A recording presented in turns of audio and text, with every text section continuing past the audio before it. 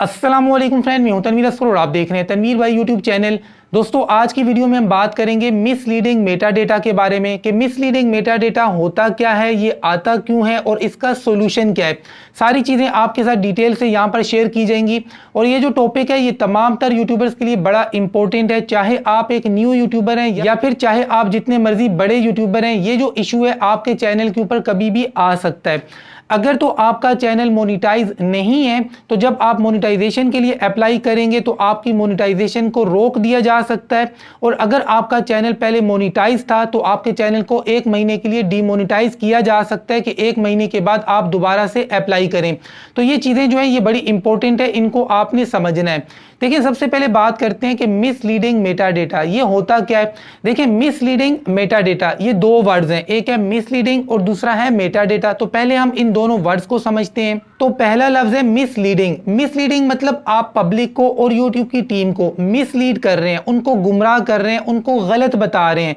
अब ये जो आप गलत बता रहे हैं, आप अपने मुंह से बता रहे हैं या फिर लिख के टाइप करके बता रहे हैं, किसी भी सेंस में आप गलत कर रहे हैं। दूसरे नंबर पे है जी मेटा डेटा। अब ये मेटा डेटा क्या होता है?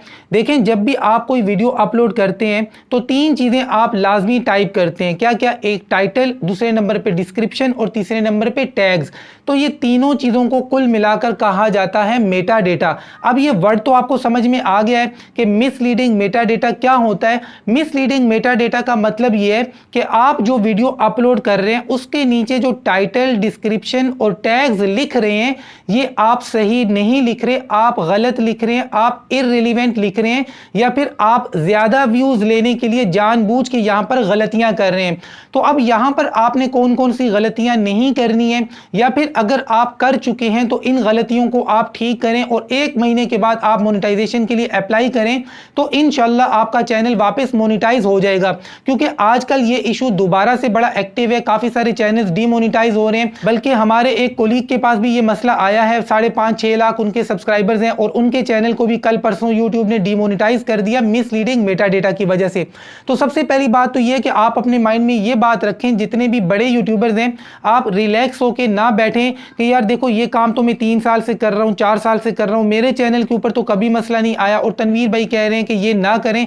तो देखें, ये जो चैनल डीमोनेटाइज हुआ है ये भी कोई नया चैनल नहीं है, 5.5-6 लाख सब्सक्राइबर इनके भी हैं और ये गलती इन्होंने अभी नहीं की है, पहले से की हुई है। तो देखें, यूट्यूब का चक्कर व्यू होता है, यूट्यूब का एल्गोरिथम होता है, उस एल्गोरिथम में जब भी आपकी कोई वायलेशन आती है तो वो आपको उसकी पेनल्टी दे देता है। कहने का मकसद ये बात कोई मानी नहीं रखती है कि आप 3 साल से ये वायलेशन कर रहे हैं या 4 साल से कर रहे हैं और अभी तक आपके चैनल के ऊपर कोई मसला नहीं हुआ तो आगे भी नहीं होगा, ये इस बात की कोई गारंटी नहीं है। इसलिए भाई अगर आप ये मिस्टेक्स कर रहे हैं तो ना करें। देखिए, सबसे पहली बात, आपने एक वीडियो बनाई, मान लें मैंने एक वीडियो बनाई कि how to create a website. अब मैंने वीडियो बनाई how to create a website. मैंने वेबसाइट के बारे में अगर वीडियो बनाई है तो मेरा काम बनता है कि मैं टाइटल में भी वेबसाइट के बारे में लिखूं, डिस्क्रिप्शन के अंदर भी अपनी वीडियो को ही डिस्क्राइब करूं और टैग्स के अंदर भी वेबसाइट को क्रिएट करने के बारे में ही लिखूं। तीनों जगहों पर एक ही चीज लिखूं और बिल्कुल एक्यूरेट लिखूं। जो चीज मेरी वीडियो के अंदर मौजूद नहीं है वो मैं ना लिखूं। लेकिन अब मैंने क्या किया, मैंने वीडियो बनाई how to create a website, लेकिन डिस्क्रिप्शन के अंदर मैंने लिख दिया जी how to create a YouTube channel, how to create an AdSense account, how to create thumbnail XYZ। मतलब मैंने वो सारी चीजें डिस्क्रिप्शन के अंदर लिख दी जो मेरी वीडियो के अंदर मौजूद नहीं है। तो इसका मतलब यह है कि मैं मिसलीड कर रहा हूं, मैं गलत कर रहा हूं। जो चीज मेरी वीडियो के अंदर मौजूद नहीं है उसको मैं डिस्क्रिप्शन के अंदर या टैग्स के अंदर नहीं लिख सकता हूं।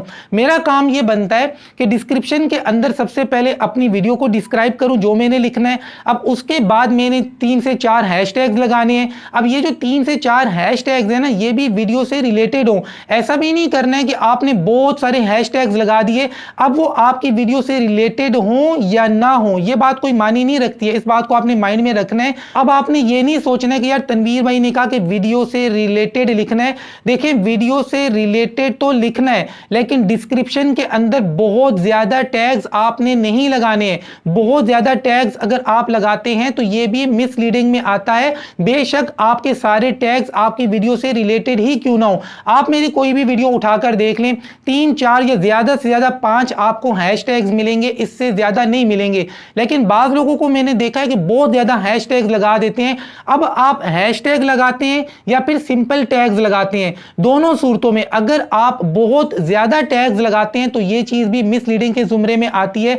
दूसरे नंबर पे अगर आप टैग्स कम लगा रहे हैं लेकिन इररिलेवेंट लगा रहे हैं, ऐसे टैग्स लगा रहे हैं जिनका आपकी वीडियो के साथ कोई वास्ता नहीं है, बेशक उनकी तादाद कम भी हो तो भी यह चीज मिसलीडिंग के जुमरे में आती है। तो आपका काम बनता है ऊपर डिस्क्रिप्शन लिखें, नीचे 3 से 4 हैशटैग लगाएं अपनी वीडियो से रिलेटेड, उसके नीचे अगर आप टाइम स्टैम्प्स देना चाह रहे हैं तो वो दें और उसके नीचे अपनी वीडियोस के लिंक दे दें, 3 से 4 वीडियोस, मतलब ऐसी वीडियोस जिनमें पब्लिक इंटरेस्ट ले आप उनके लिंक दे दें, तो ये आपकी बेहतरीन डिस्क्रिप्शन है। लेकिन अक्सर लोगों को मैंने देखा है कि वो डिस्क्रिप्शन के अंदर टैग्स की और हैशटैग्स की बारिश कर देते हैं, तो ये काम ना करें, बेशक वो रिलेटेड हो या इररिलेवेंट हो, दोनों सूरतों में अगर आपने बहुत ज्यादा टैग्स लगाए हैं तो ये मिसलीडिंग के जुमरे में आता है। और यही चीज आपने टैग्स के अंदर भी करनी है। आपने टैग्स के अंदर ये नहीं करना है कि इररिलेवेंट जी आपने बहुत सारे टैग्स लगा दिए, वीडियो बनाई कि how to create a website, लेकिन टैग्स के अंदर लिख दिया how to create a YouTube channel,